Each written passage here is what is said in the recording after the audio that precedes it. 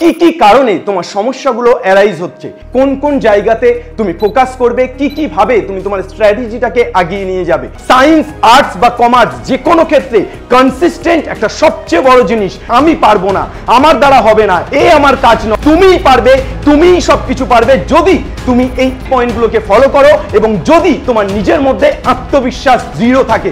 যতবার তুমি ভেঙে পড়ে যাবে, যতবার পরাজয়, ততবার দেব সাহস জন্ম, দেব আমাদের আশ্রয়। হ্যালো এভরিওয়ান, আমি তোমাদের আমিনুর স্যার। আজকে চলে এসেছি তোমাদের অনেকগুলো সমস্যা নিয়ে কথা বলতে। তোমরা নতুন ক্লাসে উঠে ঘাবড়ে যাচ্ছ, অবশ্যই অনেক মোটা মোটা বই দেখে তোমরা ভাবছো কিভাবে এই বইগুলোকে পড়বে। প্রাইভেট কোচিংয়ে গিয়ে অনেক রকম সমস্যায় পড়ছো। এই প্রশ্নটা বুঝতে পারছি না, স্যারকে বলবো, বললে কি ঠিক হবে? আচ্ছা, স্যারকে বললে অন্যরা হাসবে না তো? এই সমস্ত সমস্যার আজকে আমি তোমাদের একেবারে পুঙ্খানুপুঙ্খ উত্তর দেব। তাই এই প্রত্যেকটা শব্দবন্ধ যদি তোমার সাথে যায়, যদি তুমি নতুন ক্লাসে উঠে এই সমস্যাগুলো ফেস করো, তাহলে অবশ্যই এই ভিডিওটি শেষ পর্যন্ত দেখো।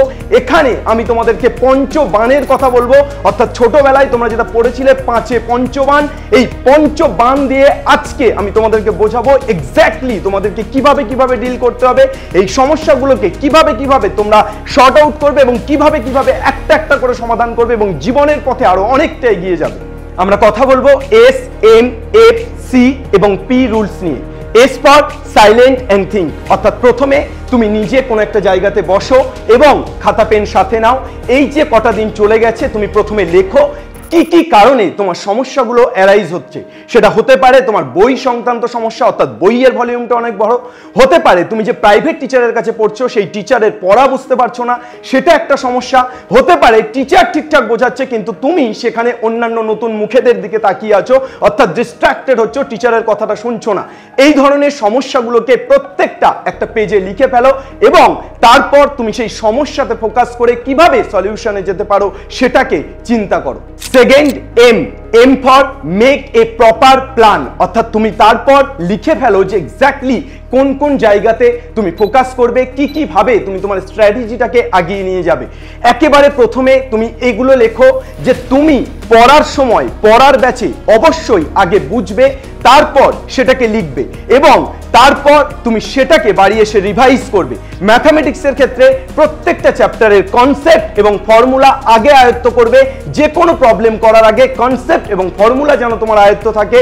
তুমি বাড়িতে এসে প্রথমেই এক্সাম্পলগুলোকে ফোকাস করবে, এক্সাম্পলগুলো দেখবে, তারপর এক্সারসাইজে ফোকাস করবে।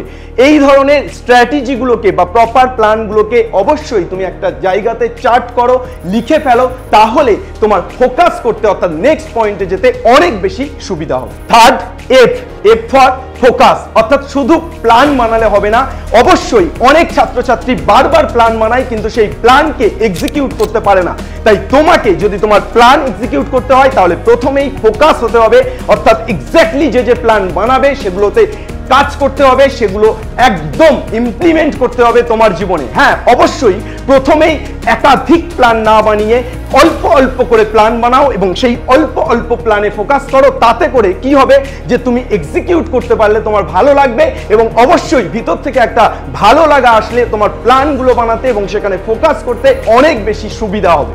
The fourth point is C for consistent, অর্থাৎ শুধু একদিন ফোকাস করলাম, সকাল থেকে সারা দিন আমি পড়লাম, আমি সারাটা দিন নিজের বেস্টটা দিলাম, এটুকুই শেষ নয়, তোমাকে এটাকে প্রতিদিন করে যেতে হবে। অর্থাৎ সায়েন্স, আর্টস বা কমার্স যে কোনো ক্ষেত্রে কনসিস্টেন্ট একটা সবচেয়ে বড় জিনিস। তুমি মনে রাখবে 11 and 12 এই দুটো বছর তোমার জন্য একটা ম্যারাথন রান।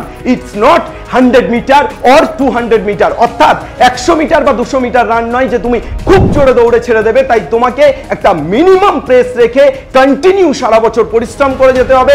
পরিশ্রমে যাতে কোনোদিন কোনোভাবে ঘাটতি না ঘটে সেদিকে খেয়াল রাখতে হবে। And the last point is positivity, অর্থাৎ তোমার মধ্য থেকে প্রথমেই তোমার সমস্ত নেগেটিভিটিকে দূরে সরিয়ে রাখতে হবে। আমি পারবো না, আমার দ্বারা হবে না, আমার কাজ নয়, এই সমস্ত শব্দবন্ধকে তোমাকে প্রথমে বাক্সবন্দি করে ছুঁড়ে ফেলে দিতে হবে। তার কারণ তুমিই পারবে, তুমিই সবকিছু পারবে যদি তুমি এই আগের পয়েন্টগুলোকে ফলো করো এবং যদি তোমার নিজের মধ্যে আত্মবিশ্বাস দৃঢ় থাকে।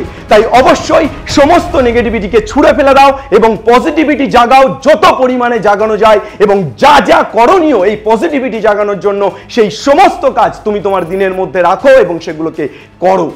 আশা করছি যদি এই পঞ্চবানকে তুমি তোমার জীবনের মূল মন্ত্র করে এগিয়ে যাও তাহলে জীবনে সফল হবেই। মনে রাখবে পরিশ্রম কিন্তু ধারাবাহিক, অর্থাৎ এটা কোনোভাবে ডিসকন্টিনিউয়াস করা যাবে না।